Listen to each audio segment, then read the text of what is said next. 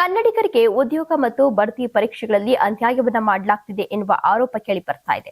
ಭಾರತೀಯ ರೈಲ್ವೆ ಹಾಗೂ ನೈಋತ್ಯ ರೈಲ್ವೆ ಇಲಾಖೆಯ ವಿರುದ್ಧ ಕನ್ನಡಪರ ಸಂಘಟನೆಗಳು ಮತ್ತೆ ಆಕ್ರೋಶವನ್ನ ವ್ಯಕ್ತಪಡಿಸಿದ್ದಾರೆ. ಹುಬ್ಬಳ್ಳಿಯಲ್ಲಿ ಬೃಹತ್ ಪ್ರತಿಭಟನೆಯನ್ನ ಕೂಡ ನಡೆಸಲಾಗಿದೆ. ಇನ್ನು ಕರ್ನಾಟಕ ರಕ್ಷಣಾ ವೇದಿಕೆ ಅಂದ್ರೆ ಪ್ರವೀಣ್ ಶೆಟ್ಟಿ ಬಣ ನೇತೃತ್ವದಲ್ಲಿ ನಡೆದಂತಹ ಈ ಪ್ರತಿಭಟನೆಗೆ ನೂರಾರು ಕಾರ್ಯಕರ್ತರು ಭಾಗಿಯಾಗಿದ್ರು. ಕರವೇ ರಾಜ್ಯಾಧ್ಯಕ್ಷ ಪ್ರವೀಣ್ ಶೆಟ್ಟಿ ನೇತೃತ್ವದಲ್ಲಿ ಪ್ರತಿಭಟನಾಕಾರರು ನೈಋತ್ಯ ರೈಲ್ವೆ ಪ್ರಧಾನ ವ್ಯವಸ್ಥಾಪಕರ ಕಚೇರಿಗೆ ಮುತ್ತಿಗೆ ಹಾಕಲು ಈಗಾಗಲೇ ಪಾದಯಾತ್ರೆಯನ್ನ ಕೂಡ ನಡೆಸಿದ್ರು.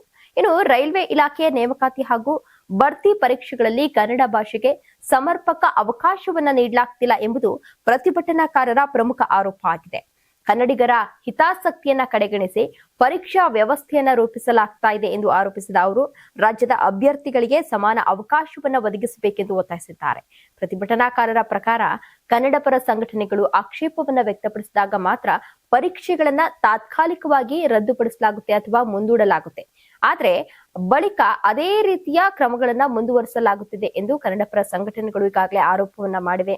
ಸುಮಾರು 500ಕ್ಕೂ ಹೆಚ್ಚು ಕರವೇ ಕಾರ್ಯಕರ್ತರು ಪ್ರತಿಭಟನೆಯಲ್ಲಿ ಭಾಗವಹಿಸಿದ್ದು, ರೈಲ್ವೆ ಇಲಾಖೆ ಕನ್ನಡಿಗರ ಪರ ನಿಲುವು ತೆಗೆದುಕೊಳ್ಳದಿದ್ರೆ ಹೋರಾಟವನ್ನ ಮತ್ತಷ್ಟು ತೀವ್ರಗೊಳಿಸುವಂತಹ ಎಚ್ಚರಿಕೆ ನೀಡಿದ್ದಾರೆ.